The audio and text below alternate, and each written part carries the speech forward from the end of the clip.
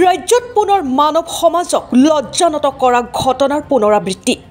পুনৰ ৰাজ্যত সংঘটিত হৈছে মানৱ সমাজক লজ্জানত কৰা এক ঘটনা। এটি জীৱিত নৱজাতকক পেলাই থৈ গ'ল দোকানৰ বাৰান্দাত। এই অমানৱীয় ঘটনা সংঘটিত হৈছে বোকাখাতৰ গড়মূৰত। দিন দুপৰতে কোনো অজ্ঞাত লোকে গড়মূৰৰ বাটৰ কাষত অৱস্থিত এখন বন্ধ দোকানৰ বাৰান্দাত এটা বেগৰ ভিতৰত ভৰাই এৰি থৈ যায় নৱজাতকটি। পৰৱৰ্তী সময়ত শিশুটিৰ কান্দোন শুনি এগৰাকী মহিলাই চিঞৰ বাখৰ কৰাত কেইবাগৰাকীও লোক সমবেত হৈ নৱাগত পুত্ৰ সন্তানটি উদ্ধাৰ কৰি চিকিৎসালয়লৈ লৈ যায়। এনে অবাঞ্ছিত ঘটনাই মানৱ সমাজক পুনৰবাৰ লজ্জানত কৰিছে। ব্যুৰো ৰিপৰ্ট, বিহালী সংবাদ অসম। থকা দেখিহে মই মানে চিঞৰিছোঁ আৰু মানুহক। মোৰ ঘৰ ইয়াত নহয়, তিতাবৰতে মই বহিছিলোঁ এইডোখৰতে। কান্দি আছে, খুব চিঞৰিছে। নাযাওঁ, সেইটো নাই চোৱা মই। তেতিয়া এওঁক মাতি আনিছোঁ মই।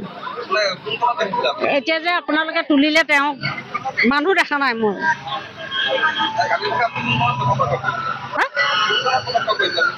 মোক কান্দি থকা দেখি মানে চিঞৰিছোঁ আৰু মানুহক। তাৰমানে এইটো মোনাটোত ভৰাই থৈছে।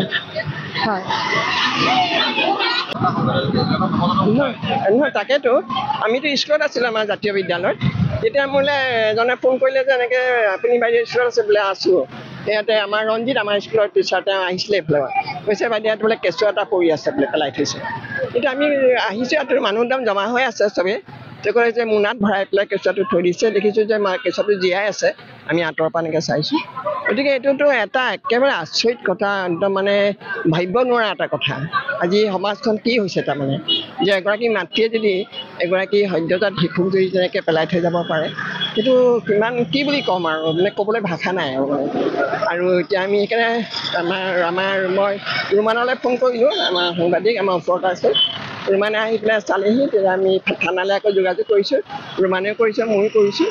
এতিয়া পুলিচ আহিছে বুলি কৈছে। এতিয়া এজনে মানে ইয়াৰে মাজত এজনে মানে তুলি ল'ব খুজিছে কেঁচুৱাটো। তেওঁলোকৰ কেঁচুৱা নাই, তাৰমানে 5-6 বছৰ বিয়া হ'ল বোলে।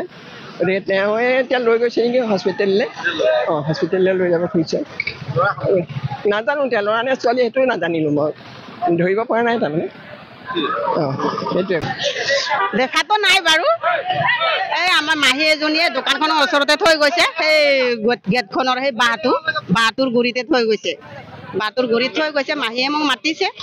মাহী মাতন্তে সেইবাৰ মই ওলাই আহিলোঁ, ভয়ো খালোঁ বাৰু। তাৰপাছত সেইবাৰ এই ৰুমানদাক ক'লোঁ, বোলো ৰুমানদাক মাতি দিয়কচোন। মাতিবলৈ যাওঁতে এই কেঁচুৱাটোক এইখিনিত আনি থলোঁ আমি গছৰ গুৰিত। ল'ৰা হয়, এইটো গড়মূৰ গাঁও। কিন্তু এতিয়া কোনে থৈছে, কোনে কি কৰিছে আমিও নাজানো। এতিয়া সেইকাৰণে মানুহ মাতামাতি কৰি এতিয়া মানুহে হেৰি হ'ল আৰু এতিয়া মানুহ ওলাইছে বাৰু নিবলৈ। এতিয়ালৈকে পুলিচ আহি পোৱা নাই। সেয়াই আৰু এইকণে আৰু নাজানো আৰু।